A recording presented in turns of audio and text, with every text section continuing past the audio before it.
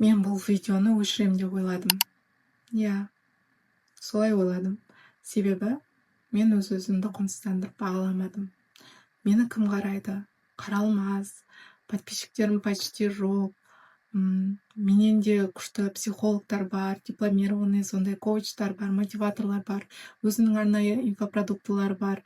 Мен олардың қасында кіммін деген сияқты осы ойлар мені қаншама уақыт бойы тоқтатып келді.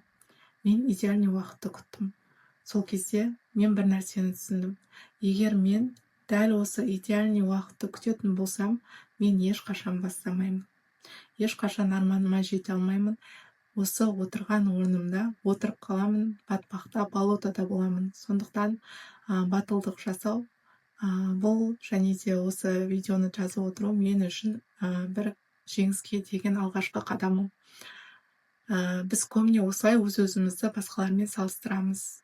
Олардың пәленбай подписчиктері бар, олар қарайды, олардың қаралымдары күшті болады, немесе инстада басқа біреулердің өміріне тамсанып жатамыз, өзіміздің дәл қазіргі сәтімізді құнсыздандырып, нағыз бақытты сезіне алмай жататынымыз бар.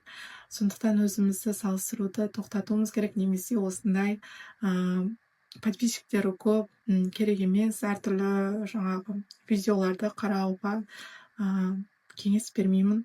Және де көп блогерлерден отписка жасап, өзіңнің өміріңе фокусыңды қойған кезде ғана барып, сенің өмірің жақсы жаққа, позитивный жаққа ғана көңіл бөле алсаң, өзің өміріңдегі сол жақсылықтар, сол күшті көңіл күй, әртүрлі керемет өміріңдегі сценарийларды көріп бастайсың, және егер де соған шүкіршілік ете бастасаң, Аллах тағаланың сөзі бар ғой, шүкір етсеңдер арттырамын деген, сол шүкіршіліктерің көбейген кезде ғана барып, өмірің жақсы жаққа өзгеретін болады.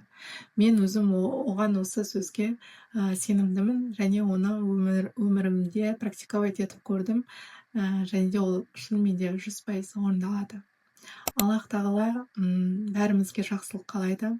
Егер бір қауым өзін өзгертпейінше, мен оның жағдайын өзгертпеймін деген сөзінде аят бар ғой. Осы аятты негізге ала отырып, өз-өзімізді өзгертуге, ішіміздегі состояниемізді өзгертуге қадамды бірге жасайық. Мен әлі мақсатыма жеткен жоқпын. Мен де тура сен сияқты жолдамын. Мен жолдың басындамын. Және де осы мақсатыма жететініме сенімдімін. Абай атамыз айтқандай, өзіңе сен өзіңді алып шығар, ақылың мен еңбегің екі жақтап дейді. Сондықтан бір Аллаға тәуекел етіп, өзіңнің арманыңа бір қадамыңды, алғашқы қадамыңды жаса. Және сен ертең болашақта 10 жылдан кейін, не болмаса бір 5 жылдан кейін, 20 жылдан кейін сен артқа қарап, өз-өзіңе молодец дейтін боласың, себебі сен тоқтаған жоқсың.